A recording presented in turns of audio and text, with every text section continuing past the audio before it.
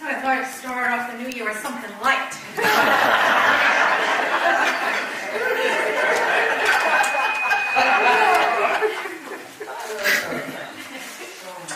So the purpose of that motivational video is to encourage you to find your life's work, your purpose, your mission, to find your gifts and to use them.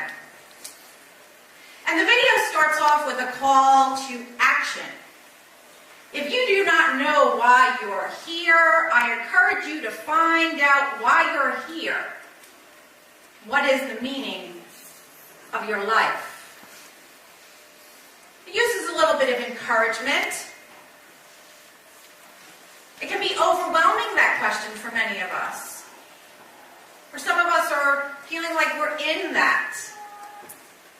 And we can ask, what is that really? And so, the authors of the video tell you, take one step at a time. Encourage you that if you really look within and discover where your power is, or where your gifts are, now that's a place of power. It's not the 9-to-5 job, although it can be a place where we express those gifts. And it also tries to motivate you, besides the call of action, it tries to motivate you by eliciting emotions. How many of you felt that in your body? So what emotions were elicited? Fear. Right? Anybody concur? Yes. So as we look at that, so let's look at some of those fears.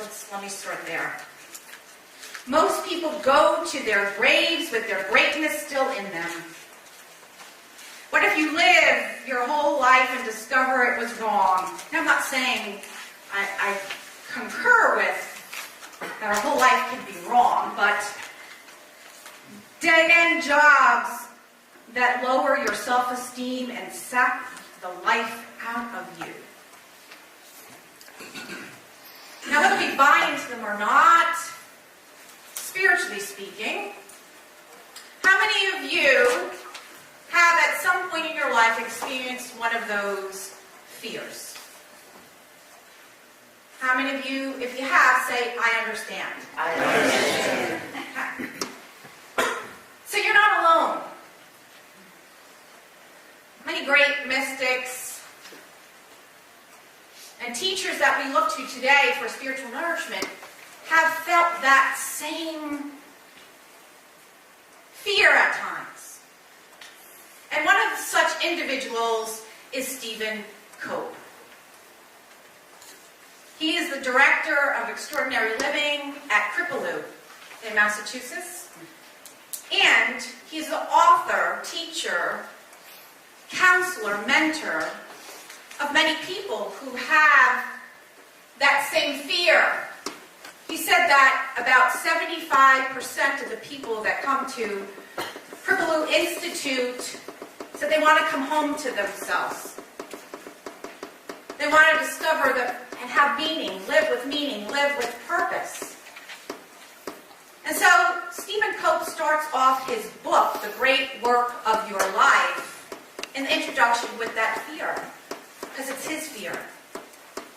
This successful man, author of books, director of this institute, questions if he's living full out, if he's using his gifts to his fullest capacity. And then he shares a quote from Thomas Merton, a Trappist monk, and Thomas Merton states, "What you fear is an indication of what I seek." Let me say that again. What I fear is an indication of what I seek. Now, for many of us, when we experience fear or anxiety, we want to push it away. We don't like to feel that discomfort. And many of us will reach to our affirmative prayers or statements of affirmations. Now that is a wonderful thing to do, and it is something that I do. But if you bypass the step of taking a look at it, which is our denial, right? Denial, affirmation. It's the house cleaning.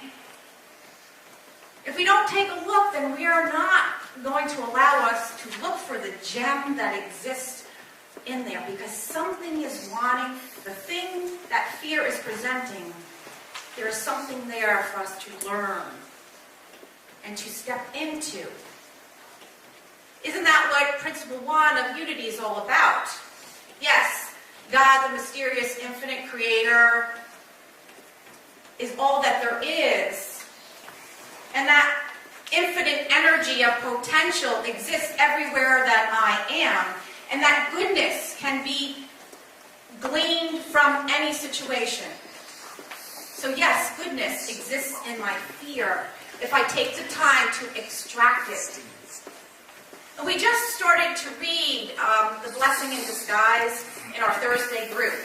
And it is compiled of many luminaries as well and mystics who have brought forth the blessings that came out of their life challenges. And the book starts off with a reading by Thich Nhat Hanh. And in there he talks about if a fear or worry, anxiety comes up, he says to say to it, "Hello, my old friend. I recognize you. Sit and have a cup of tea with me." It's not easy to do, is it? No. But as you take that time to look as to what is wanting to seek in and through you, in your life, what is being called forth in you, it is then we can relinquish and rise, or otherwise it's something that remains in our subconscious, constantly nagging, seeking, like the dog that grabs your pants and doesn't let go when it's teething. And so Stephen Cope decided to be the seeker that he is, to enter that fear he has. And so he decided to read and study the literature of authors, poets, mystics, who dedicated their lives' mission around living with fulfillment and purpose, meaning, and using your gifts. And so he started to explore people like Henry David Thoreau, Walt Whitman, Susan B. Anthony, Beethoven, Gandhi. And he started to look at spiritual texts like the Gospel of Thomas and the Bhagavad Gita. And he talks about the Bhagavad Gita being a 2,000-year-old Hindu scripture composed of 700 verses. And it is dedicated, it is one of the greatest work about living your Dharma. And Dharma translated is your purpose, but he uses the word sacred duty. And I love that word. Your sacred duty and your calling. And we're going to be looking at what that is and what it is not. And he dedicates his whole book, The Great Work of Your Life, and workshops, to bringing forth that wisdom. And so we are going to be doing an 8-week series here on some of that wisdom. And today, so we're going to just get a little clearer about what sacred duty is and what it is not. See, what it is not, when we look at the word purpose, what is my purpose? My life work. Work. Many of us have been raised to believe it is about a job or career. Now, mind you, that may, again, be the greatest place for you to express that. But we are domesticated to believe that our great work is to land that job that pays handsomely, that doesn't have us work too many hours, leaves lots of time for leisure, has a great benefits package, retirement package, and will afford me enough to retire to a life of leisure and luxury. Now, there's not anything wrong with them per se. But if we are living, or leaving rather, our core values, and the most precious gifts that we have at the door, in order to get the golden ring, we will never be fulfilled. And then many of you will say, well, you know what, it's really tough out there. You want me to use my gifts? I don't have time for that pie in the sky, spiritual woo-woo. I have to put food on the table. I got kids in college. I have to pay for health insurance. And we see in that clip, you know, people kind of going through the drudgery of the day, and especially in times that are crazy right now, and the chaos and the leadership that we have, we're just kind of like scratching our heads and wondering if it's fair for all. And so then we put most of our energy, not so much worrying about our gifts, but trying to survive. So that is not about what our sacred work is. Because it would leave many of us, right,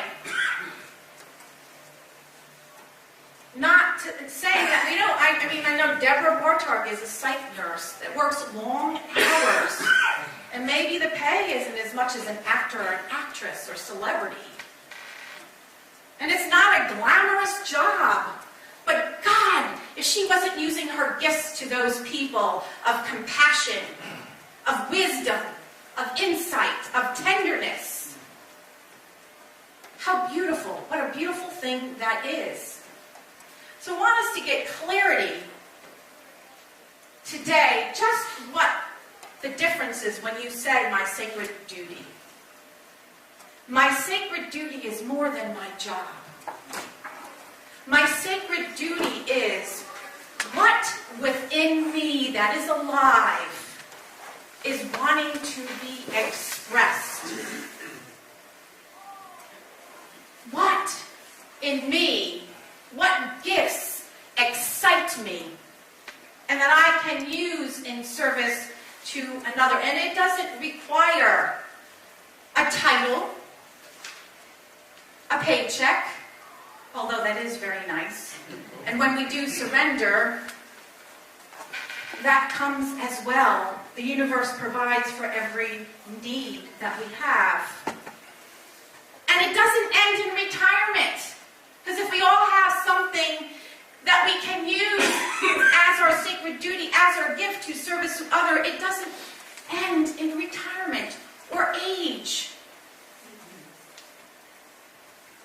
Because there is always something that is wanting to be expressed as long as we are alive.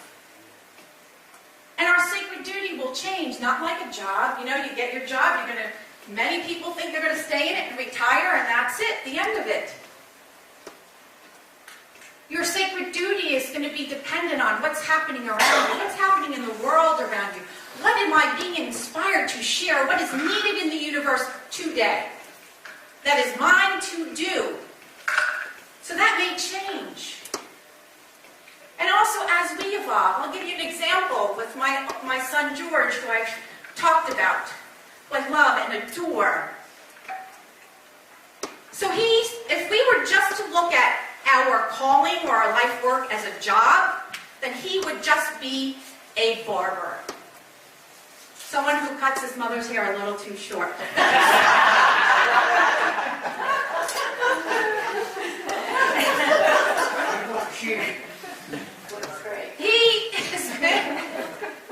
He's been in this funk.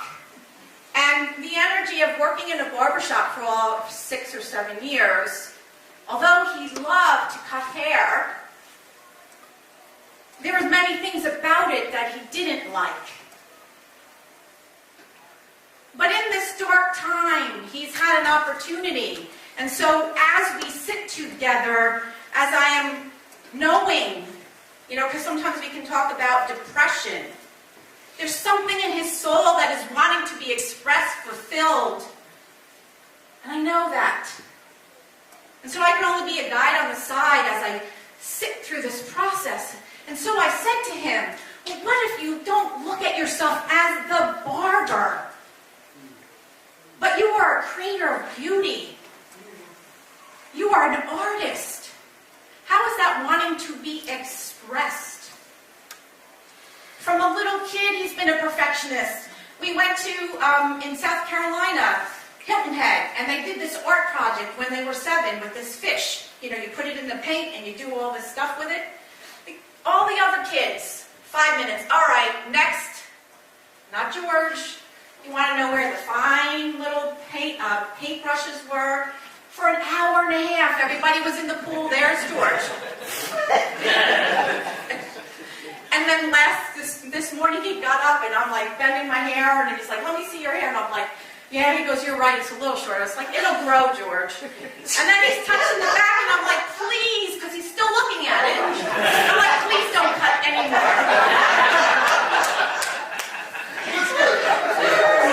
Tell George it looks beautiful. So now, what is bringing, as he's starting to look, one of the things that he's discovering that he has joy with plants and growing. Isn't that using his gift of creative expression as well? And it's not just one career, it can change again. And being a creator of beauty is just saying beautiful words as well. See, when we begin to realize what is sacred duty and not boil it down to just a job, then we begin to live with power and passion. That opens doors when we begin to say yes to that. And so we've looked, and there's a course that he's going to sign up for horticulture, and who knows? But it's putting a light under his fire, and he's having a better understanding that he is not just a job. He's not just the barber. So my friends, we are going to be taking this journey together. We are going to be looking at how to define, how to uncover your dharma or your sacred duty, the roadblocks that get in the way, how to know when our dharma or sacred duty is over and something else is calling us forward, and how to use it in service to the times and of the world.